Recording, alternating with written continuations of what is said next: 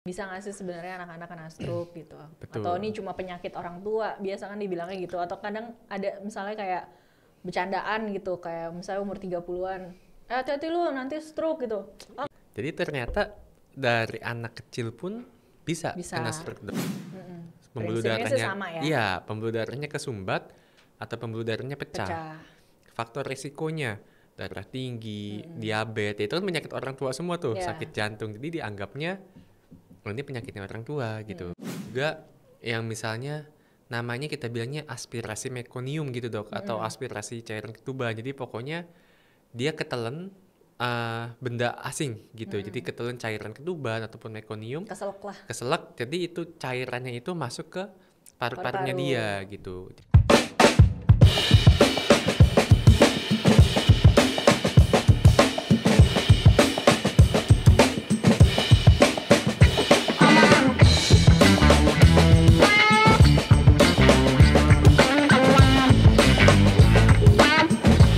Halo, balik lagi di channel Dokter Saraf Anda dengan saya Dokter Devina, spesialis neurologi. Dan saya Dokter Andika, spesialis neurologi. Oke, kali ini kita mau bahas tentang neurologi, Ya, tentang stroke ya.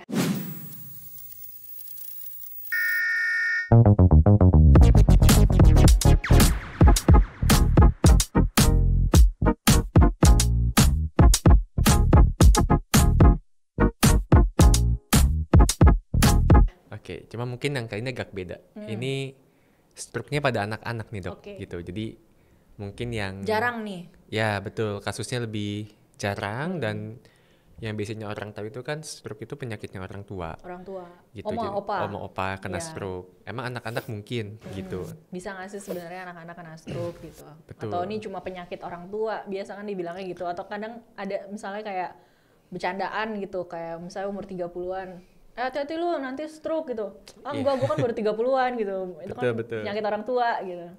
Nah, jadi ternyata dari anak kecil pun bisa Bisa. kena stroke, Dok, gitu. Cuma memang angka kejadiannya itu tidak sebanyak pada orang tua. Jadi Ya. sehingga masyarakat awam taunya ya ini hanya penyakit orang tua gitu. Betul. Dan kalau kita lihat pada dasarnya kan stroke itu kan terbagi dua, Dok. Pembuluh Prinsipnya sih darahnya, sama ya. iya, pembuluh darahnya kesumbat atau pembuluh darahnya pecah. Pecah. Faktor risikonya darah tinggi, diabetes, itu kan penyakit orang tua semua tuh, Iya. sakit jantung. Jadi dianggapnya oh, ini penyakitnya orang tua gitu. Dan ternyata pada anak-anak juga bisa gitu. Tapi penyebabnya pembuluh darah tersumbat pada anak Agak beda sama nih. dewasa itu yang agak beda Ya. gitu. Jadi memang 80% stroke itu, sekitar 80% itu kan sumbatan.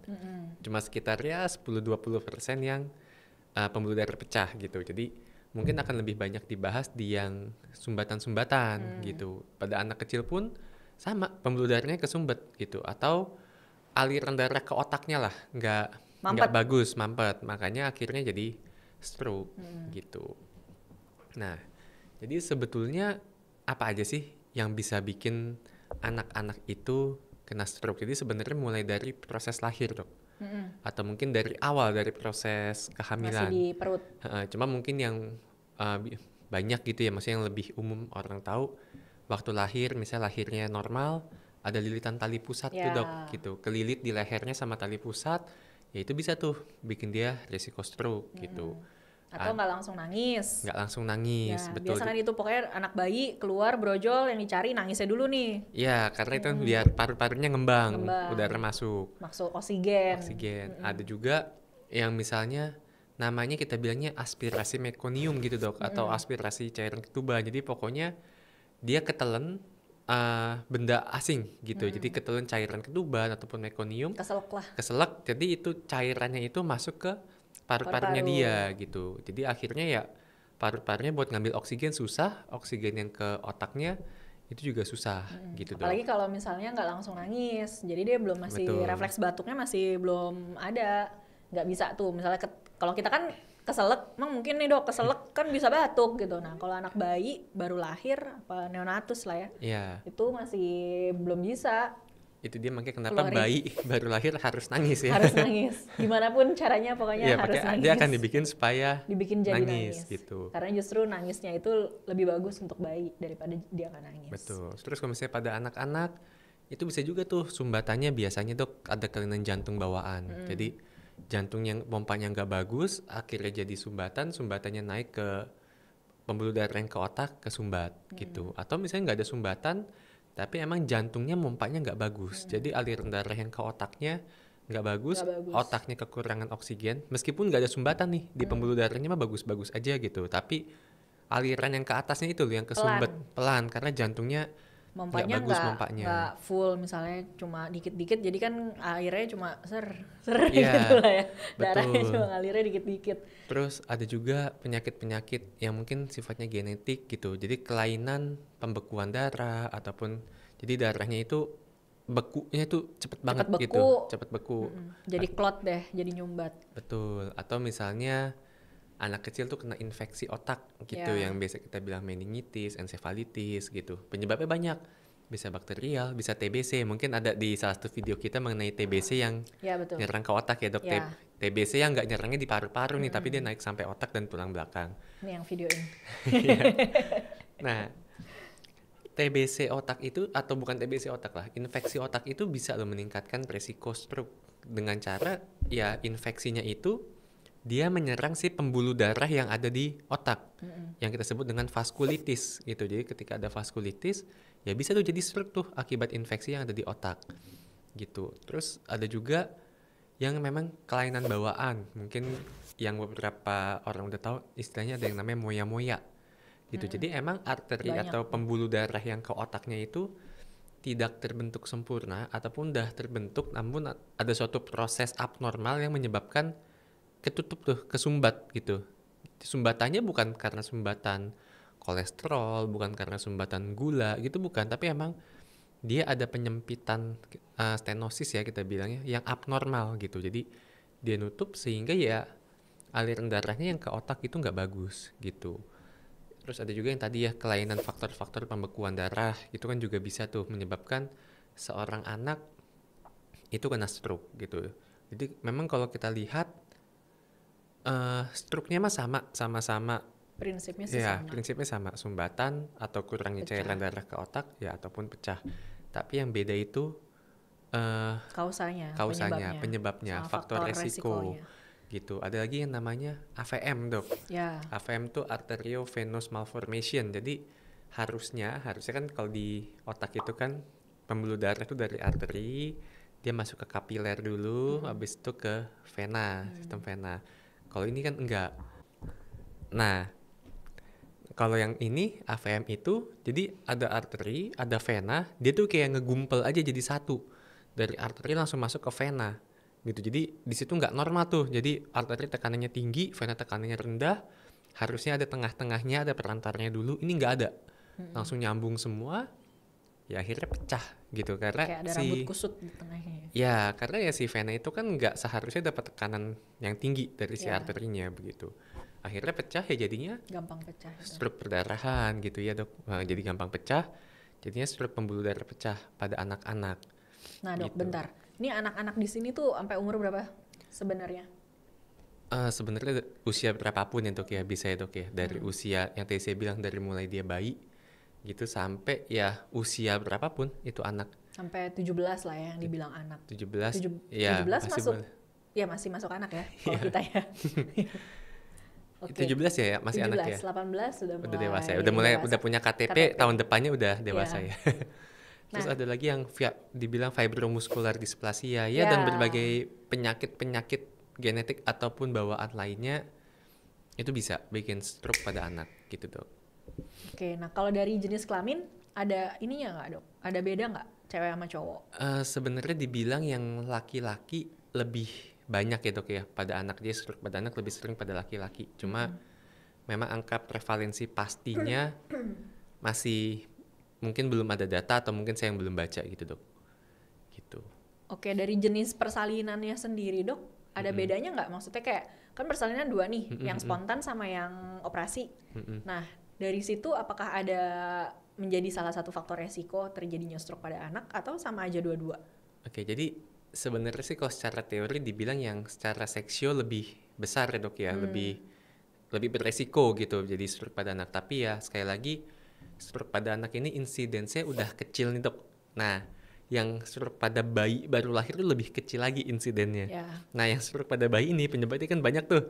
Ada yang di tali pusat, ada yang aspirasi. Jadi mungkin data yang betul-betul membandingkan si anak yang dari lahir seksio sama anak yang lahir dari persalinan normal ya mungkin belum ada yang valid banget gitu dok. Tapi kalau secara teori katanya yang seksio itu Lebih beresiko. lebih beresiko gitu. Dan kalau dari ibunya nih, maksudnya pas yang kan tadi dokter juga sempat ada singgung pas masa kehamilan gitu.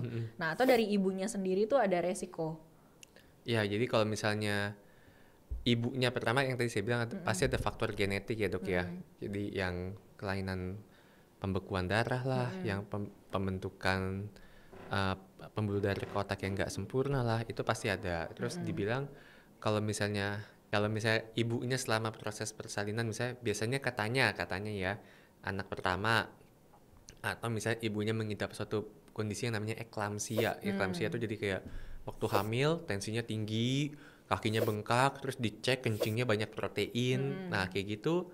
Atau ibunya misalnya selama hamil tuh ada diabetes, itu lebih beresiko gitu. Tapi ya itu semua ujung-ujungnya karena untuk sirkulasi ke si bayinya. Gitu, Dok. Oh, sama itu tuh dok yang ini tapi udah biasa umur-umur di bawah 3 tahun ya. Maksudnya masih bisa digendong-gendong deh itu. Baby shaken syndrome dok. Baby shaken syndrome, Nah, itu ya. kan juga jadi CH kan. Digendong, Ya. dilempar-lempar ke atas. Kira gitu. lucu tuh, bahaya banget buat anak. Maksudnya buat bayi lucu, mungkin main-main hati-hati, jangan dilempar-lempar. Ya lempar nggak boleh sih. Tapi maksudnya kadang kan suka kayak gemes gitu terus digoncang-goncang gitu Ya, terlalu kencang. betul. Nah itu bahaya karena bisa bikin pembuluh darah di otak bisa pecah. Betul. Itu banyak yang kayak gitu tuh, Terus beberapa yang nggak tahu. ada lagi yang penyebab faktor risiko lah ya dok ya. Faktor risiko stroke pada anak autoimun gitu. Oh, Jadi ya, ada yang namanya banyak tuh. vaskulitis tuh yang tadi. Ya, vaskulitis. Vaskulitis bisa ya memang karena infeksi, bisa karena autoimun. Lalu bisa juga dok kecelakaan dok, ataupun riwayat kebentur khususnya di daerah leher dok. Oh ya. Gitu. Ada yang kita sebut dengan diseksi, ya atau dissection begitu. Jadi ada diseksi, ada apa ya istilah diseksi ya. Jadi pembuluh darahnya yang leher itu rusak lah. Ibaratnya begitu. Jadi aliran yang ke otaknya gak bagus, akhirnya jadi stroke. Mungkin Soalnya ada pembuluh darah besar di sini ya di daerah leher yang dia memberi asupan ke otak. Jadi kalau pembuluh darah yang di lehernya itu kena kenapa-kenapa juga bisa ngefek ke otak juga. Mungkin salah satu contohnya yang dulu inget nggak dok? Ada kasus yang wanita muda di chiropractic sudah lama banget lehernya dikretek, udah lama banget sih yang izin chiropractornya pun yang dulu mungkin udah dicabut. Nah saya rasa mungkin tuh karena Bisa dissect juga. gitu, karena dia bilang abis dikretek lehernya kan itu nggak lama pusing sakit kepala terus Collapse. kolaps gitu. Nah sebenarnya kalau untuk penanganannya nih dok, di anak-anak sama dewasa tuh sama nggak sih? Oke, jadi pada Obat-obatannya gitu. pada prinsipnya yang pertama kita life saving dulu ya. Jadi kalau ada pasien stroke ya tentu life saving dulu. Terus kita lihat obat-obatannya ataupun penanganannya biasanya beda dok. Gitu. Soalnya bukan beda artian beda banget gitu. Pada prinsipnya sih sama ya. Kurang oksigen atau pembuluh darah pecah, sumbatan ataupun perdarahan. Cuma kan tadi faktor risikonya kan beda. Jadi biasanya kalau stroke pada anak-anak ini yang bisa saya anjurkan adalah bawalah ke fasilitas kesehatan yang modalitas penunjangnya itu bagus gitu. Fasilitasnya lengkap, fasilitasnya memadai, dan biasanya dokternya nggak cukup satu. Misalnya kita dokter saraf nih, biasanya kita nggak sendirian nih ngatasin ini. Pasti kita kerjasama sama dokter anak. Itu udah pasti bisa kita kolaborasi. Terus tadi biasanya bisa dari jantung tuh dok. Jadi biasanya kita konsultasi lagi dengan dokter jantung. Terus habis itu tadi kan faktor risikonya banyak banget. Jadi kita mesti periksa tuh betul-betul otaknya, kita harus lihat. Lalu pembuluh darah yang ke otak. Nah itu kita harus lihat tuh. Namanya angiografi ya. Angiografi itu bisa dengan MRA, bisa dengan CTA, bisa dengan namanya carotid Doppler. Ada yang paling atas paling bagus yang namanya DSA, Digital Subtraction Angiography. Kita lihat kita lihat tuh pembuluh darahnya. Kalau pembuluh darahnya ke otak bagus, nggak ada sumbatan, nggak ada apa-apa lah, kok dia bisa pecah? Nah itu yang kita harus cari tahu. Jangan-jangan dia kekurangan protein-protein yang untuk pembekuan darah tadi tuh, Ya. gitu. Atau misalnya jangan-jangan dia memang ada genetik yang lain, gitu. Cuma sih biasanya sih dok, pengalaman sih sejauh kita dulu mungkin pendidikan presidensi, stroke pada anak tuh kasusnya tuh mungkin satu semester lah, belum tentu satu ya dok ya. Ya. Kira-kira selama sekolah 10 nggak nyampe ya? Kayaknya nggak nyampe 10 stroke pada Nggak anak. nyampe. Padahal kita itu rumah sakitnya RSUP. rujukan Udah rujukan ya, se-Indonesia pusat. Timur kayaknya ya, atau ya setidaknya se-Sulawesi Utara lah. Iya. Rujukan paling akhirnya. Dan biasanya stroke pada anak yang kita ketemu itu biasanya ada gangguan di pembuluh darah yang ke otak ya dok ya. Ya mostly itu. Entah moya-moya, entah fibromuskular Atau dari displasia, jantung sih ya. atau dari bawaan. Kelainan jantung bawaan. Betul, gitu. Jadi penanganannya harus sesuai dengan faktor risiko, Kausanya. dengan kausa. Jadi kalau misalnya kalian punya kerabat yang mungkin ada kenal gitu anak kecil yang mengalami stroke, ya maksudnya jangan puas cuma dengan oh ya ini stroke nih diobatin. Enggak, pada anak tuh beda. Pada anak sekali lagi bawalah ke fasilitas kesehatan yang emang memadai, yang emang mumpuni, fasilitasnya lengkap supaya jelas kenapa anak ini sampai kena stroke gitu. Betul. Karena beda kalau dewasa mayoritas oh iya karena diabetes, oh iya karena darah tinggi Hipertensi. gitu. Ya Banyak nggak menutup gitu. kemungkinan memang anak-anak juga ada yang hipertensi ya. Kalau Ada, yang hipertensi betul. familial Heeh. itu jadi memang bukan karena lifestyle atau apa ya, memang tensinya dia tinggi. Nah itu Betul. ada juga.